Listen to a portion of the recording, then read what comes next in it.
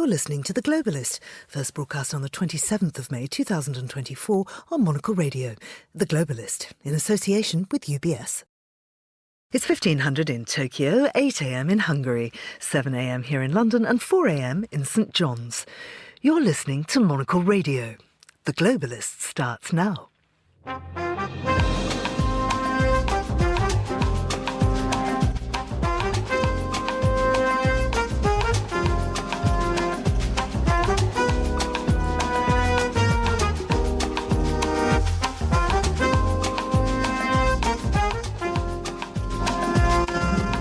Hello, this is The Globalist, broadcasting to you live from Midori House in London. I'm Georgina Godwin. On the show ahead, how aligned are Japan, China and South Korea? We'll hear more about the first trilateral meeting in 4 years.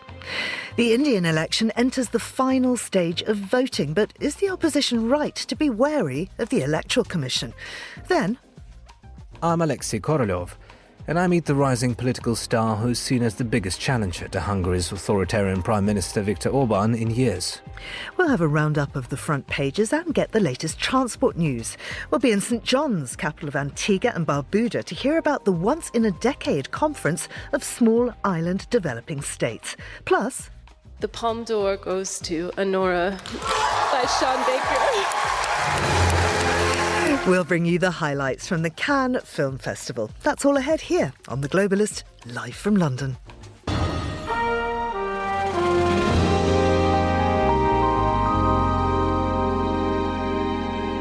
First, a look at what else is happening in the news.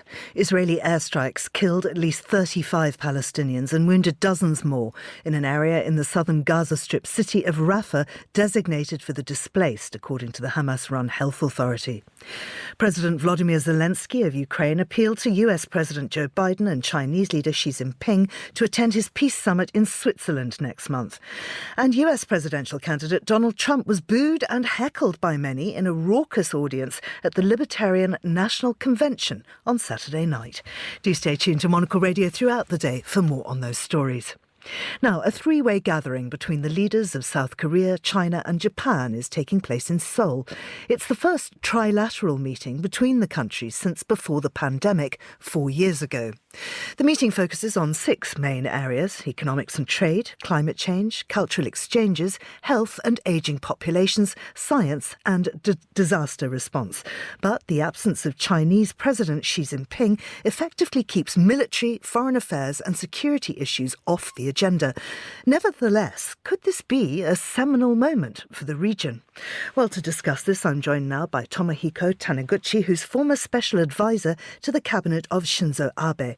Tomohiko, it's always a pleasure to have you with us. This trilateral gathering was first established back in 2008, and I wonder if you can tell us how useful it's proved over time and how significant it is that the three are now reconvening for the first time since 2019. It is important chiefly because China is friend to neither Japan nor to South Korea. As a crisis management mechanism, it is all the more important for three countries' leaders to meet on a regular basis. However, as you mentioned, Prime Minister of China can't discuss nothing about hardcore security issues, diplomacy, military, and so on. So it's all about economy, and even about economy, the announcement that the three nations will resume discussions about the free trade agreement might be substantiated very much going forward. Must be substantiated, sorry. There were various bilateral meetings yesterday. Quite a positive readout from Li Qiang. Prime Minister Li sees the declining investment from all corners of the world. South Korea and Japan are among the biggest investors in China, and it is indicative that the Chinese Prime Minister met the head of South Korea's big semiconductor company, Samsung. So they are very much eager to attract investment from Japan or from South Korea. So it's an indication, not necessarily of China's strength, but of relative weakness. How would you characterize the relationship now between the three countries, China, Japan and South Korea? The biggest improvement has taken place between South Korea and Japan. Previous two presidents of South Korea did not actually pay much attention in beefing up and warming up relationship with Japan. But the current one, President Yoon, has determined to make it much, much better. So you're looking at teaming up of the two, and the rest, China, might have seen that now is the time for China possibly to give a wedge to these two nations. How is North Korea's evolving weapons program influencing this trilateral dialogue? It is obviously a grey rhino in the room, but unfortunately, Prime Minister of China can speak very little about national security diplomatic issues. So they have all chosen to repeat what is easy to be repeated, namely a peaceful resolution is desirable.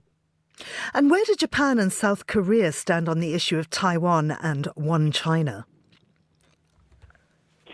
South Korea has said very little about Taiwan. To my knowledge, Japan has reiterated its position about Taiwan. That is to say, the Chinese government in China is the single authority. But Japan's joint statement between China and Japan back in 1972 also said that Japan has agreed only on what China says, but not in terms of the substance. So it's a technical, subtle diplomatic jargon, and I think it's been repeated. No progress, in other words. And how important are relations with the US for the three countries? Obviously, South Korea and Japan are two of the most important allies to the United States. The United States Indo-Pacific policy can be pursued only by firmly aligning itself with Seoul and Tokyo. And Beijing sees these two nations of South Korea and Japan warming up with each other and strengthening their mutual relationships with the United States. So the United States also is very much a big elephant. So would you describe this gathering as a turning point for the relationship between China, Japan and South Korea? I wouldn't subscribe to that. It's a temporary, let's say, break in otherwise very much confrontational environment. Tomorrow, perhaps China could annex one of those offshore small islands under the administrative control of Taiwan. The crisis is still looming. Nevertheless, it's very much important for three nations to speak, for three nations leaders to speak on many issues, chiefly because there is a looming crisis. Tomohiko, thank you very much indeed. That's Tomohiko Taniguchi speaking to us from Tokyo. And this is The Globalist.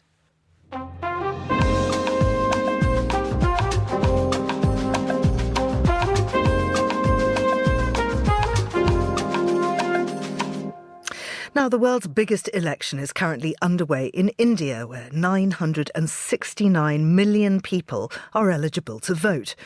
Last week saw the fourth and fifth stages take place, and the final part begins on June the 1st. Counting is expected to start on the 4th, but the opposition is expressing increasing distrust of the Electoral Commission.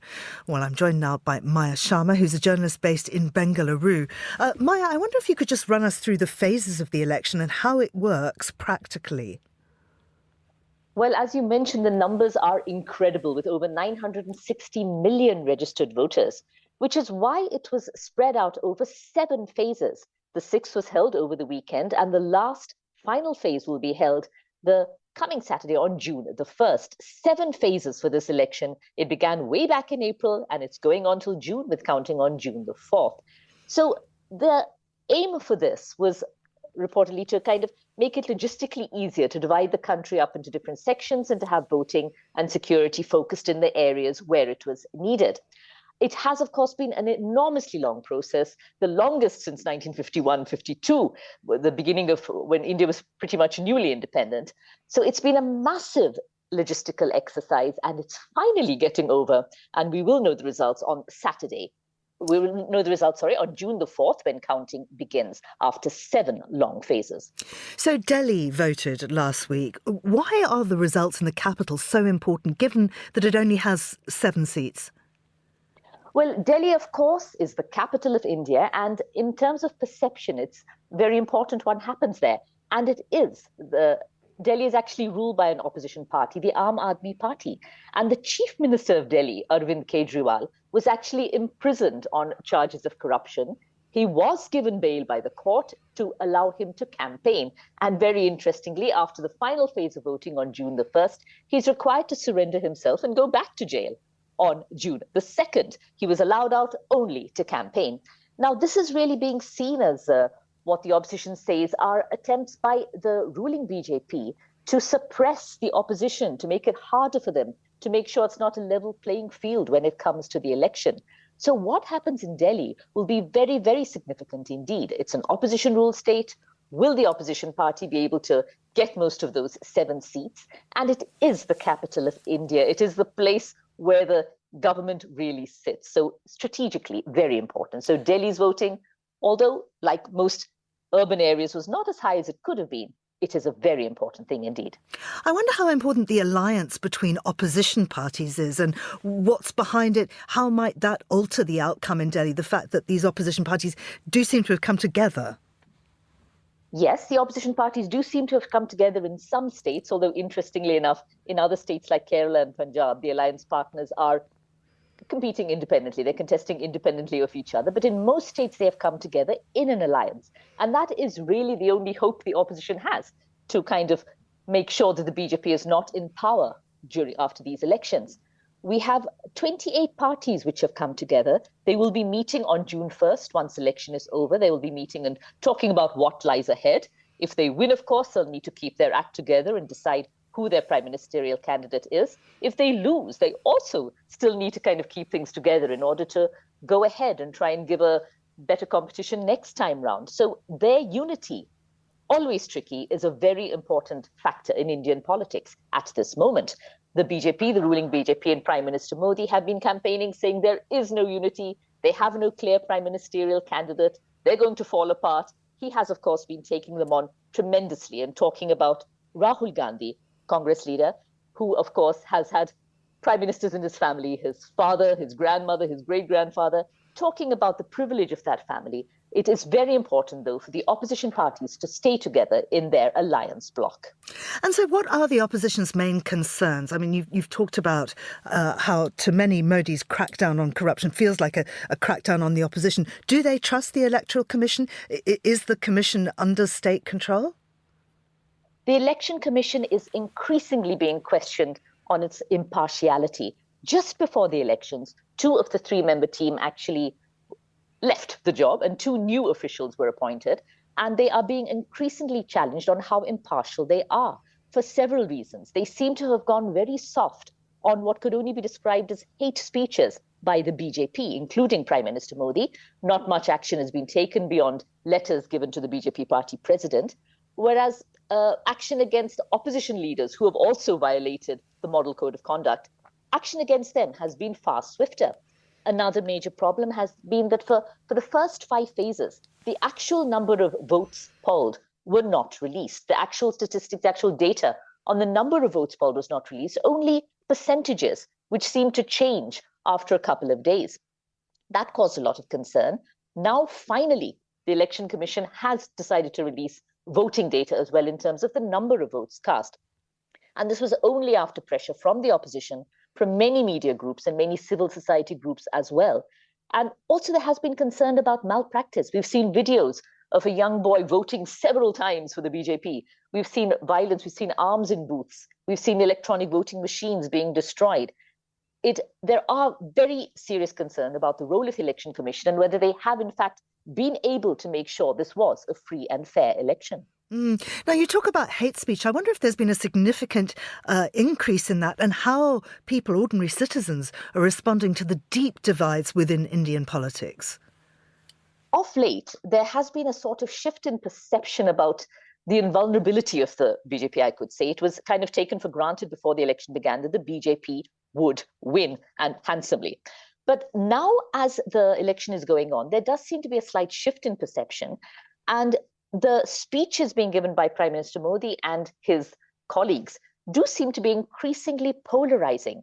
There has always been anti-Muslim rhetoric in the speeches. This does seem to have increased. He's accusing the opposition, particularly the Congress, saying that if they come to power, they will take things away from the Hindu majority and give it to the Muslim minority. Things like that, saying that South Indians talk badly about North Indians. It's an increasingly polarizing set of speeches that he is giving. That is being pointed out by the opposition as well. They're trying to play on the need for unity. I mean, India is an incredibly diverse country. They're trying to talk about the need for unity. But the ordinary person, it's really unclear as to how they will react to this, because there is a Hindu majority in India. 80% of the population is Hindu. And one of the BJP's planks, the Hindutva plank, has been to try and express that Hindus are in danger from the religious minorities. And that has definitely been something that is being pushed by Prime Minister Modi in this election as well.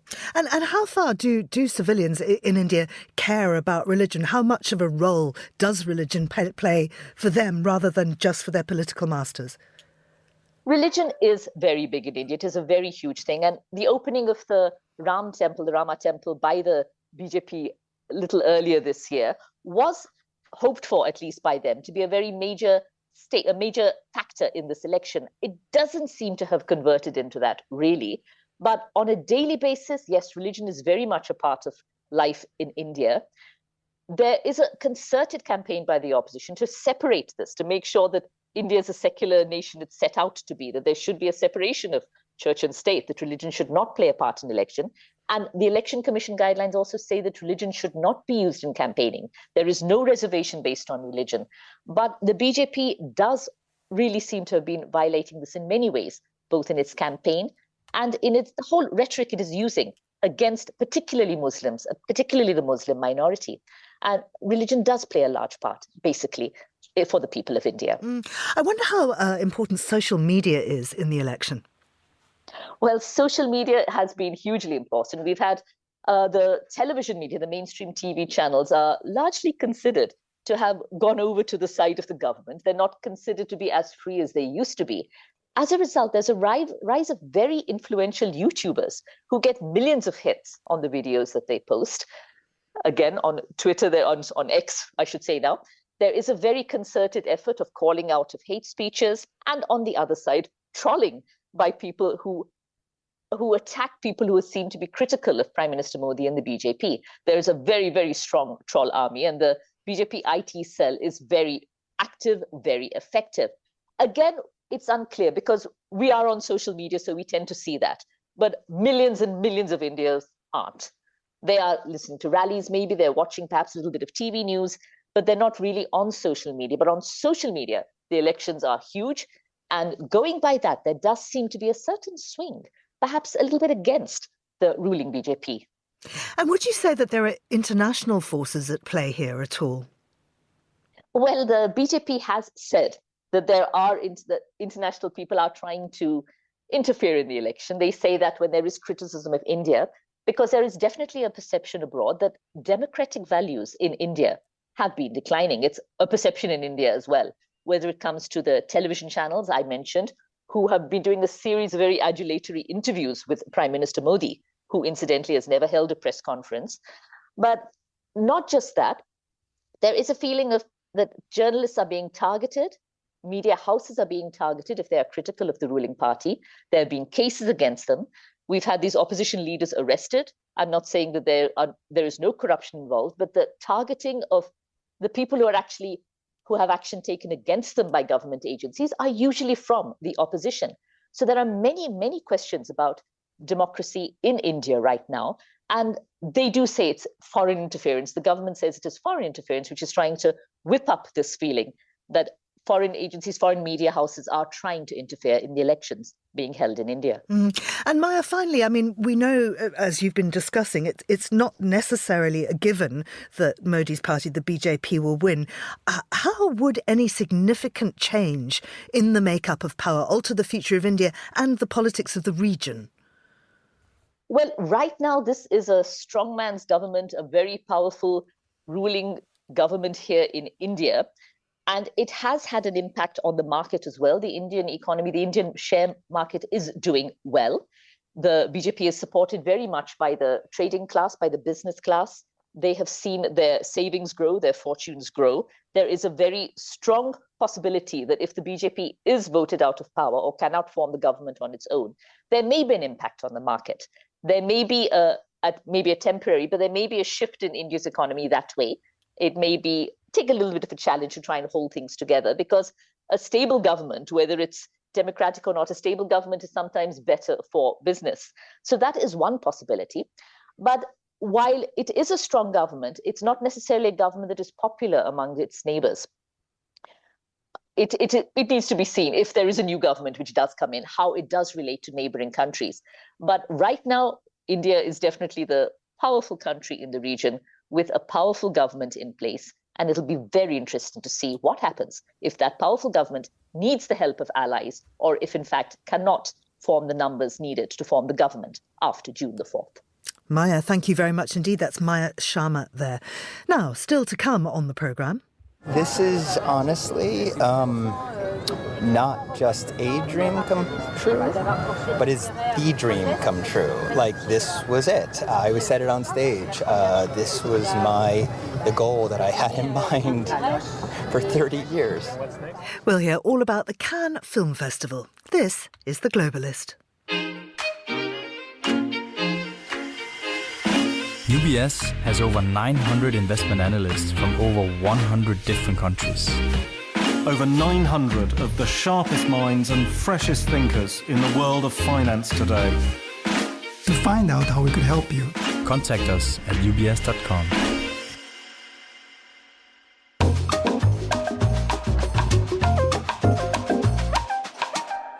22 minutes past 7 here in London, and we'll continue with today's newspapers. Joining me in the studio is author and political journalist Terry Stiastny. Good morning to you, Terry. Good morning. Now, the government's election campaign started very, very badly in the pouring rain. All sorts of quite hilarious headlines about Drowning Street and so on. Unfortunately, it appears to have continued in that in that vein with the beginning of campaigning and a pledge that, quite frankly, many people are saying is bonkers. Well, yes, and according to The Guardian this morning, this is Rishi Sunak's pledge to bring in a sort of a form of national service for youngsters, for 18-year-olds. And among the people who are calling it bonkers is a former chief of the naval staff. So this is the front page of The Guardian this morning. Military leaders, I think it's safe to say, have not generally welcomed this. So the idea that Rishi Sunak was putting forward is that British 18-year-olds would have to do either a year's military service, or you would spend a year where you give 1 weekend a month to go and do some form of volunteering in the community. So helping out sort of the emergency services or the health service, everything sort of mountain rescue or something. But I think it's safe to say this pledge has not really been thought through. They have said where they think the money would come from for it, but they want to have a royal commission and have a plan, how this would happen at some point in the future. But I think, the thing that they're not really catching here is that, we are living in a very different world. The last time we had national service in Britain, it was abolished in 1960. It was something that was designed for the post-war world. And that was an era when, a lot of people left school at 15. You had about 4% of 18-year-olds would go on to university, and now it's about, nearly half. It's a completely different world. And whether this is the answer to a question that people are asking now, I think this is more like a policy that's designed to appeal to, perhaps their grandparents or great-grandparents' generation. I mean, it does seem extraordinary, particularly when you look at the cuts happening in the armed forces anyway. Yes, and I think there's a really interesting thing that is picked up by The Guardian here, that before Parliament broke up for the election, a defence minister was asked a question about, does the government have any plans for national service? And he wrote a written answer saying it would do more harm than good. You would be placing potentially unwilling recruits with professional soldiers. This could damage morale. And yes, the military in Britain does have a problem of recruiting and retaining people. But, traditionally, for the last few decades, certainly, the military have said, look, we don't want people who don't want to be here. We don't want people who are being forced to do this. Now, the idea, I think the government is trying to say this would be more like a Scandinavian system where it's kind of competitive and you get to choose sort of motivated people who would do it. But this idea of a sort of enforced gap year, I think, is just really strange and probably not very popular. And if I can just ask you personally, as the mother of sons of that age or approaching that age, how that might influence your vote? Well, I mean, it's interesting. Yes, I have a sort of first-time voter and a 16-year-old, and either the offer to them at the moment is either, well, the Conservatives say you could do national service, and Labour are possibly offering you votes at 16. So it's a bit of a different thing there. I think that they were both saying, what would we get to do? Could we get to go and do the language courses and train as a spy or something like that? I think they think that's more exciting potentially than actually signing up for military service. It just does seem extraordinary, doesn't it? The whole thing. Well, let's move on to what's going on in Europe. Now, Emmanuel Macron of France is in Germany. Has that been a success? So far this seems to be going quite well, certainly according to the reports here in the Times and indeed Zeit in Germany.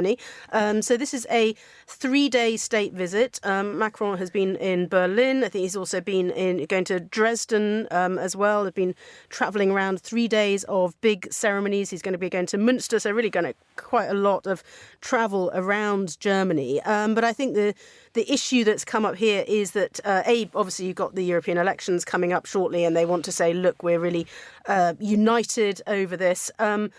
But also following up from Macron's big speech that he did at the Sorbonne a few weeks ago, where he was saying, there's a kind of an existential threat to Europe. Europe is mortal and it can die. And that they want to show a united front, given that there's been kind of disagreements, I suppose, about the level of intervention in Ukraine, about the level of commitment to military there, about, what do we do? How do we sort of adapt Europe for the future? And I think this is very much trying to show that Germany and France, yes, we can disagree and we can discuss things, but that we are essentially united.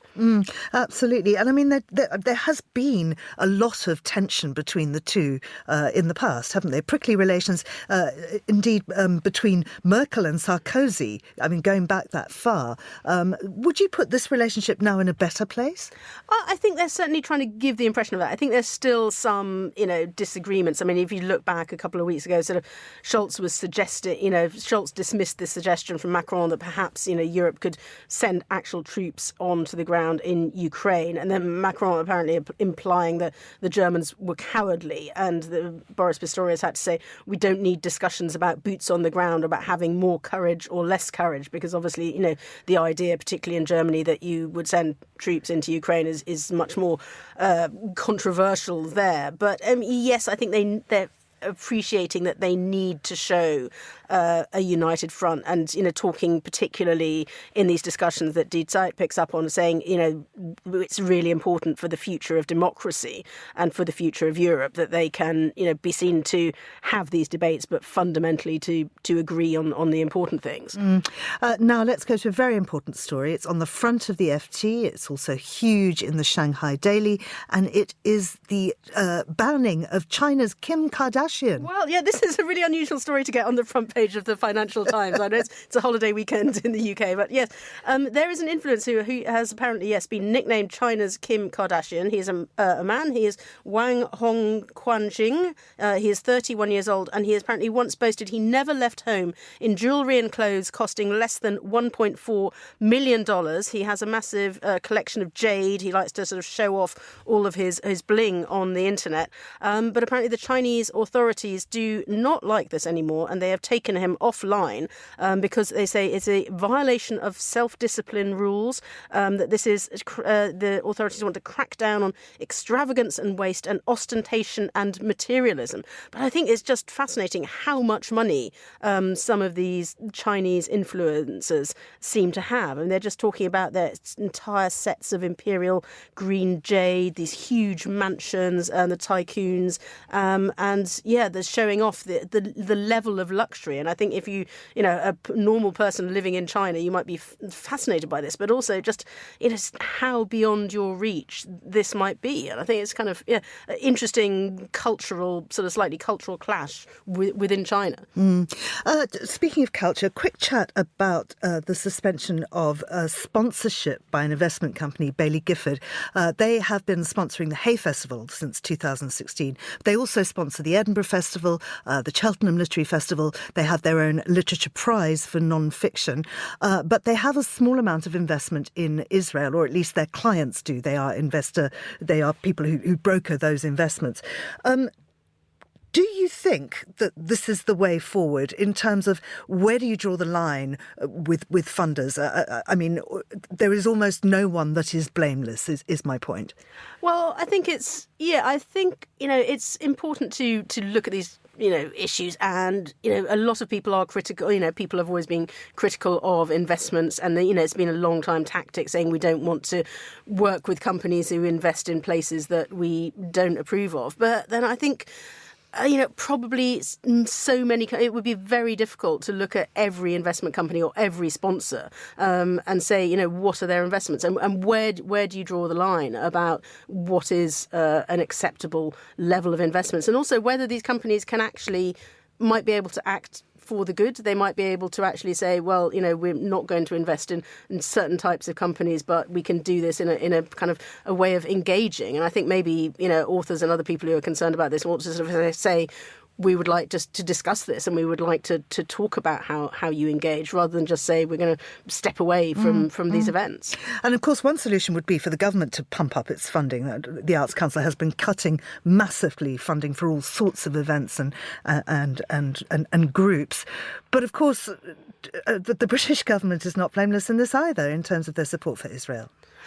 Well, yeah, and I think we can't. I think I would much rather have a kind of environment where people just feel able to discuss these things rather than actually necessarily walk away from events. And I think it's probably healthier if people are actually, on a stage or at an event talking to each other in a civilised way about it. This is also complex. I feel we need to talk about feral chickens. Feral chickens. Well, yeah, much possibly less controversially. Perhaps we should send the National Service youths in to go to Norfolk, to the residents of Snettisham in Norfolk. The Guardian is reporting a flock of 100 feral chickens, which is out of control. The clucking nuisance has left residents of a Norfolk village spitting feathers, with locals claiming the birds destroy their gardens and keep them awake. Life is apparently being made hell, and the parish council is being asked to intervene. They're a pain in the butt, said a parish councillor. They come into the garden, they dig everything up, they bring rats as well. Somebody left a quart of pink prawns out, and the rats are sizable around here. I think I'd be more worried about the rats than the 100 feral chickens. I think they have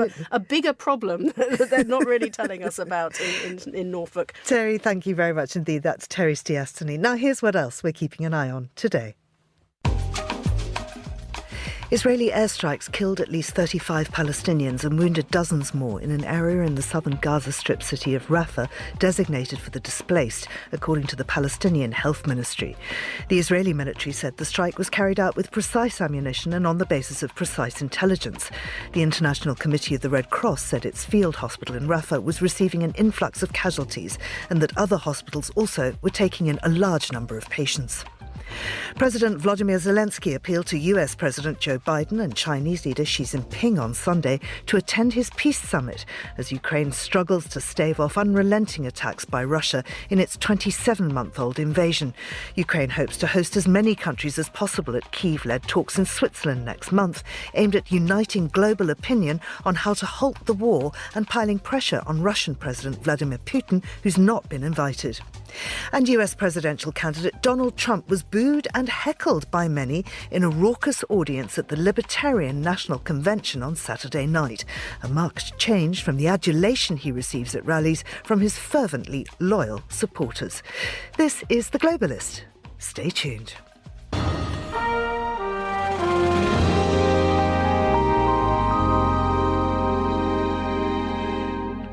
Peter Magyar, a former ally of Hungarian Prime Minister Viktor Orbán, has been making waves in the Central European country, attracting thousands of people at rallies across the nation. His newly created party is expected to make a strong showing in the EU elections when Hungarians vote on June the 9th. And even though Orbán and his ruling Fidesz party still rule supreme, Magyar is seen as the biggest threat to Hungary's authoritarian ruler in all his 14 years in power. Monocle's Alexei Karyalov reports. Standing here in the main square of Tatabánya, a small town some 40 minutes outside of Budapest in western Hungary, it's quite amazing what Peter Magyar has been able to achieve. Travelling right round the country, speaking to full squares of people like this one, has been hammering home a simple message, that he belongs neither to the old system of government, nor to the established but ineffective opposition, that he represents the third way, that he is the bringer of change. You know, the Hungarian people are fed up with the corruption, with the lies and with the propaganda. It's enough. After 20 years joining the EU, we received around 40 billion Hungarian forint from Brussels. And now we are the second poorest and the most corrupt member states of the European Union. And the Hungarian people are fed up with the government, with the opposition, and they would like to have a complete change. But what makes you think that you can do it, you can deliver the change? Nobody knows it, but it's up to the people to decide whether I am credible, whether I am able to do, or our party is able to do, will be able to do it. I don't know. But we have a program, we have some good examples from Poland, from Slovenia, from other EU member states, from Portugal, from Ireland.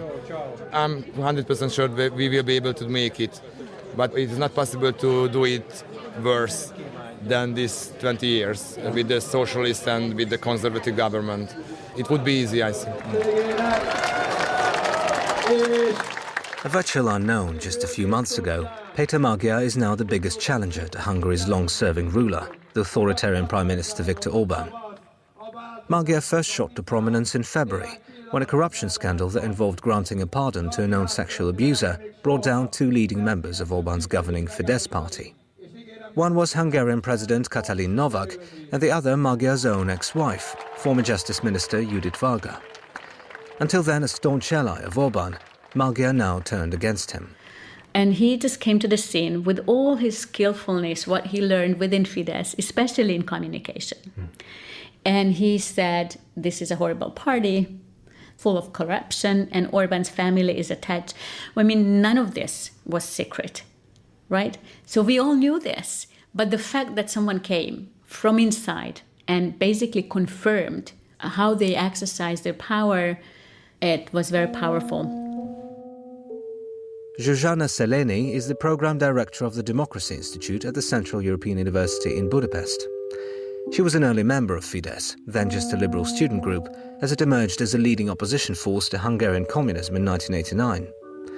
But 4 years later, she resigned, as Orbán started to change the party's direction to his now familiar right-wing populism.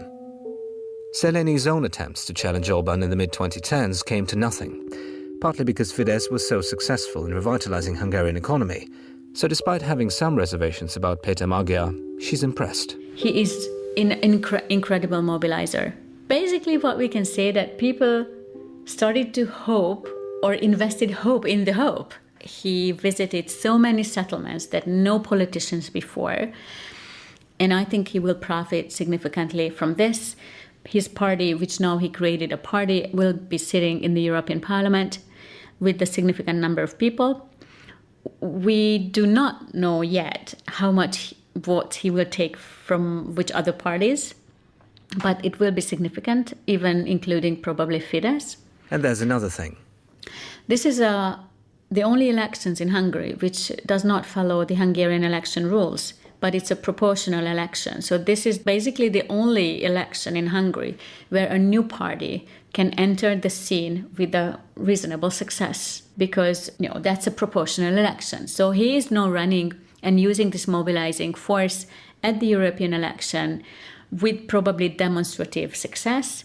But then he will have a new situation, because, of course, in order to do anything with Orban's dominance in Hungary, the Hungarian parliamentary election should provide a different result than Orban's victory.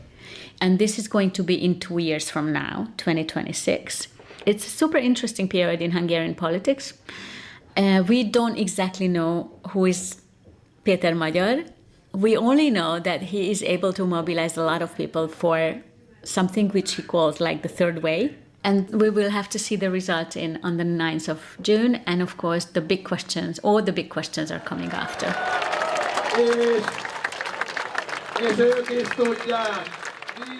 And finally, back to the man himself. After his rally in Tatabánya, in which Magyar lambasted Orban for an hour before being mobbed for autographs and selfies, is he prepared to go all the way? Isn't he tired? Sometimes very tired, but I'm receiving so much positive energy and hope and faith from the people, so I'm still alive, and I will be alive on the 9th of June, I'm sure. For Monocle, I'm Alexei Korodov. Many thanks to Alexei. You're with Monocle Radio.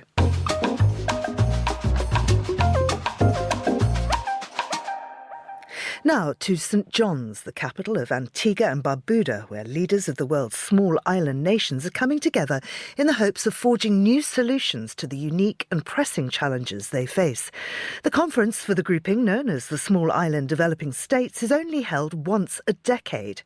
Monocle's Chris Chermak spoke to Dr. Emily Wilkinson, who's Senior Research Fellow, Overseas Development Institute and the Director of their Resilient and Sustainable Islands Initiative, ahead of the conference. So, Emily, I wanted to start with, I guess, a bit of background before we get to the summit itself now. This grouping kind of first came together in 1994, which of course ties nicely into the start of global action on climate change. I mean, at what point do you feel like this group realized that they had common challenges despite their diverse geography? Yeah, I mean, you're absolutely right. It's around that time, really, in recognizing that this group of 39 UN member states shared a number of characteristics, and in particular, their vulnerability to climate change.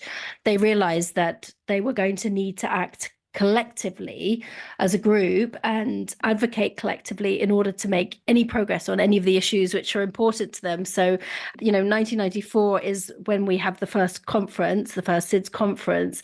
Not long after that, the Alliance of Small Island States really takes on a life of its own and becomes a really powerful negotiating group in the climate negotiations. And climate change is, as you suggest, clearly the focus of this grouping. But I do wonder, over the last 40 years or so that they've met, have they found other commonalities as well? What are their priorities going forward? They face, a number of other common challenges as well. Like, small economies means it's very difficult to diversify. They're very heavily reliant on imports, so very exposed to external shocks of all kinds, really, and not just climate shocks. But of course, the COVID pandemic hit the small island developing states really hard because a lot of them are highly dependent on the tourism sector, which sort of shut down for, a year or two.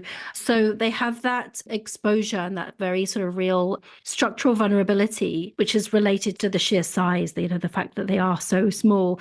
The other thing I wanted to mention was about the smallness of their bureaucracies, and that might not sound like an important thing, but when you've got limited absolute numbers of people to work on things in government, these departments are really stretched. They're trying to, do everything that all other governments do, but with some departments that are staffed by 5 people in some cases in the really small islands.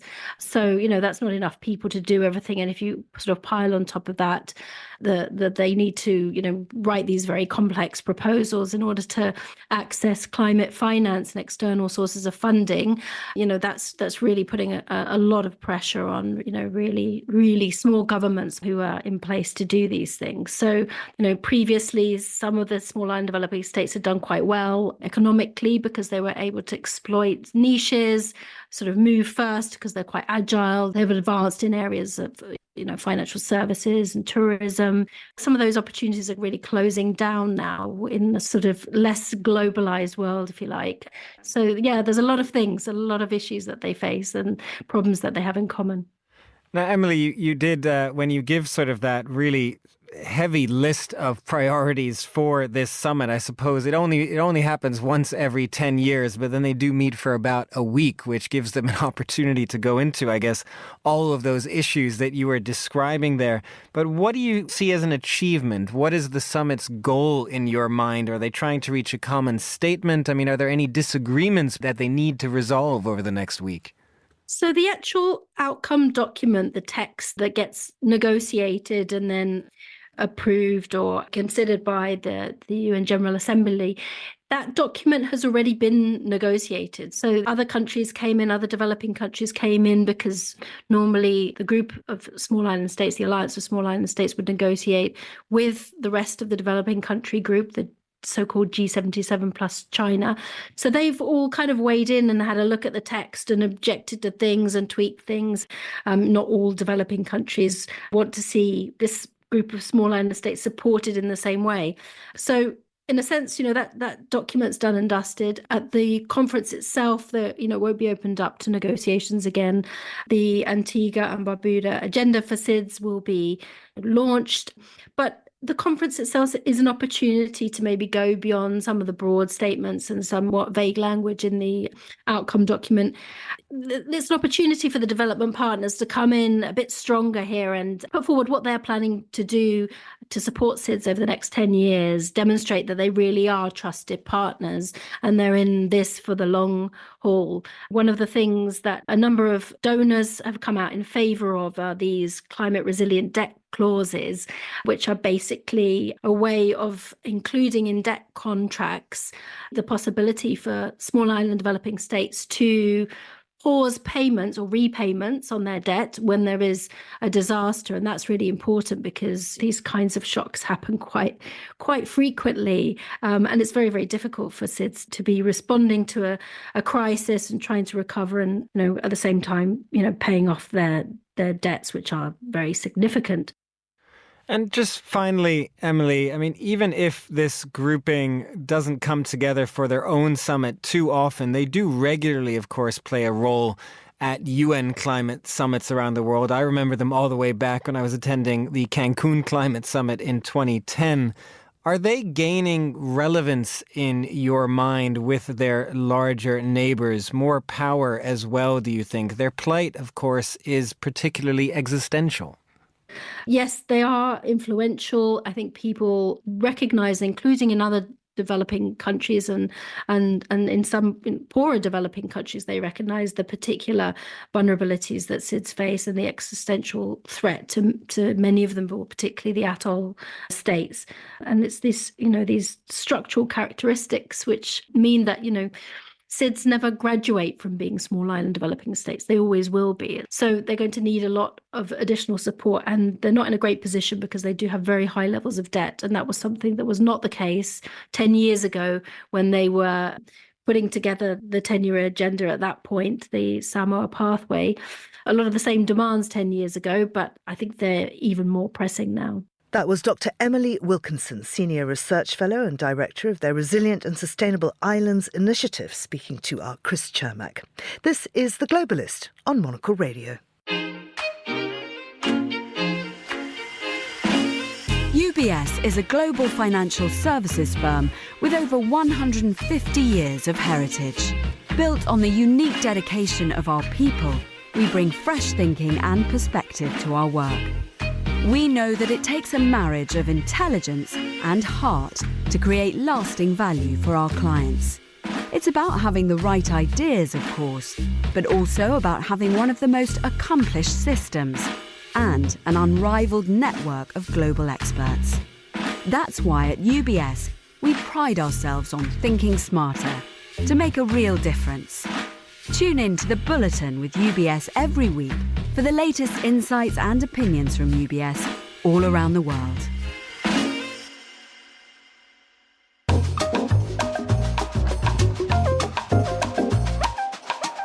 Now it's time to talk aviation news with Monocle's transport correspondent Gabriel Leigh, who joins us from Stockholm.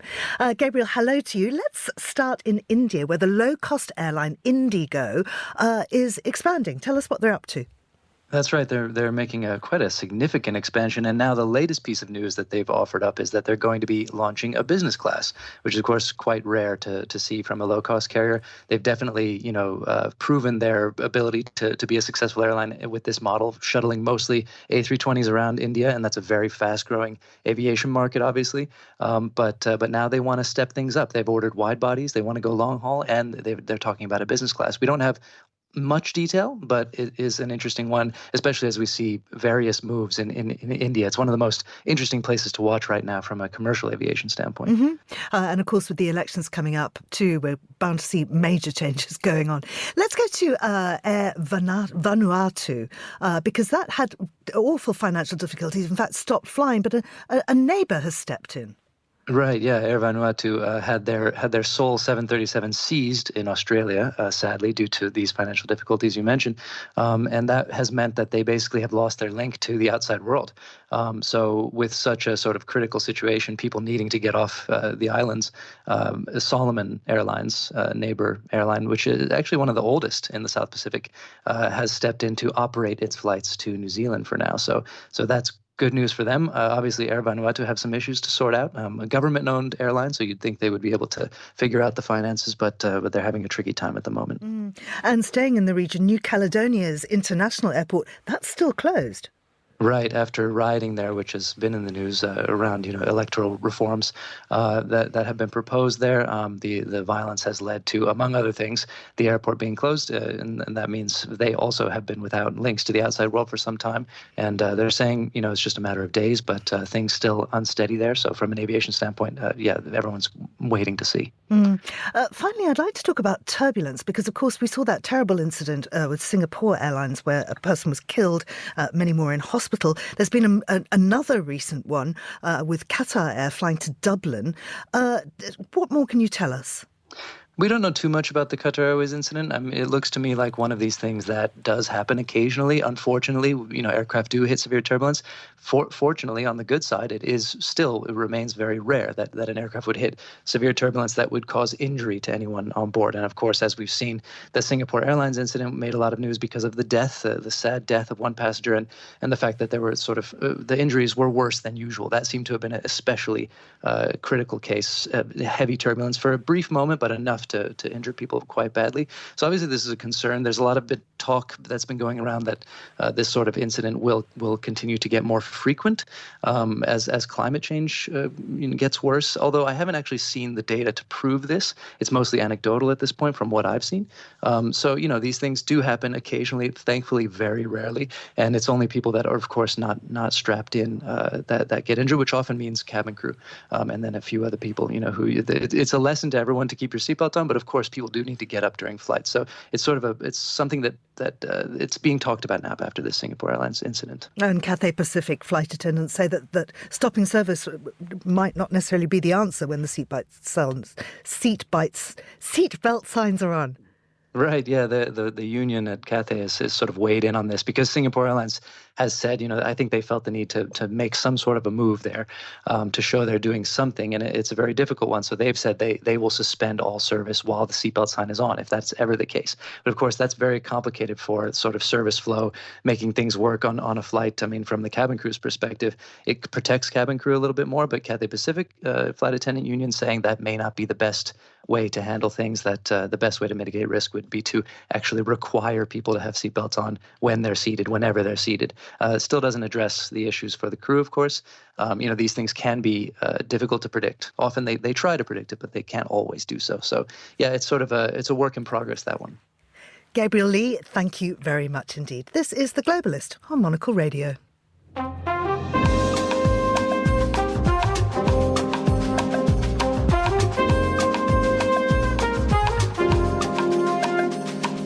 Well, now, jetting in from the 77th Cannes Film Festival, which has been taking place on the French Riviera, is Karen Krasanovic, film critic and a great friend of Monocle.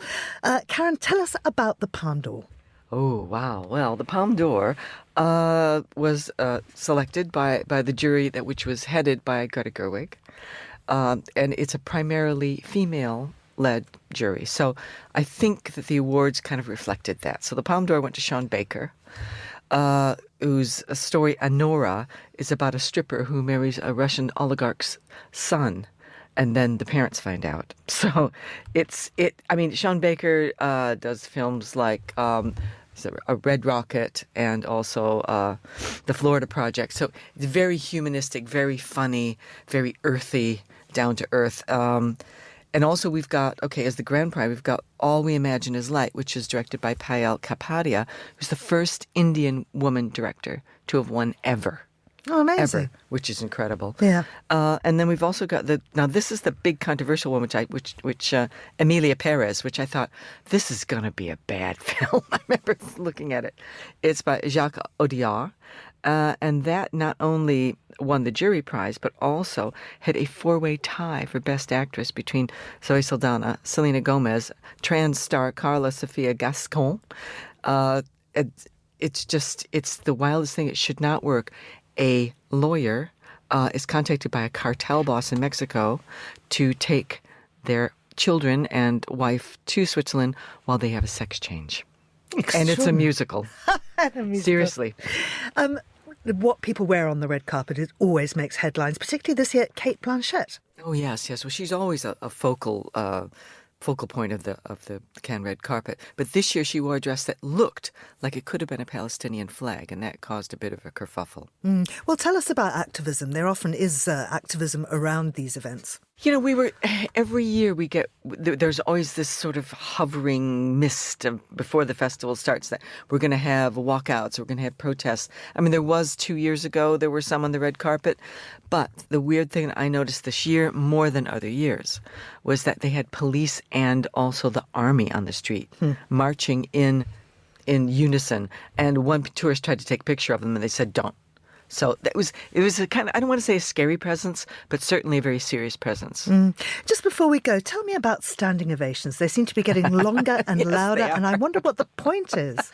The point is, in Cannes you'll get boos and hisses. I mean, Megalopolis got booed until the dedication to it said to his deceased wife, and then, of course, it was applause. Minutes and minutes of ovation. It's kind of in a way because of the way the theaters are set up and also where the stars are that you've got to kind of turn and clap them. It's a sign of how much the festival overall, the audience really likes them. But then again, I was in a very small film that got one of the noisiest ovations, not very long. It was called Holy Cow, and it won a youth award in one of the sidebars. It was warmly received in a way that a big film wasn't. Yeah. Karen, did you just have the most lovely time? It was a lot of work. It was five films a day.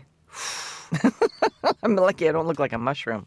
No, but I mean, we hear about the parties. That's what we hear most about Cannes. Yeah, the parties are amazing. But really, if you're there to see films, I mean, the parties are for deal making and meeting old friends and meeting people that you've set up things for, or chance meetings, things like that. No deals really get done in Cannes. They either get finished in Cannes or the tendrils are begun. It's not really.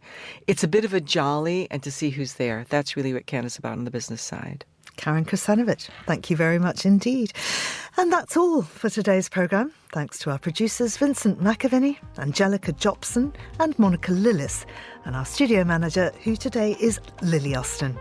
After the headlines, there's more music on the way. I will be with you for the next few hours with some sharp programming and some great selections from our global playlist, and back on The Briefing, which is live at midday London time. And The Globalist will return at the same time tomorrow. I'm Georgina Godwin. Thank you for listening.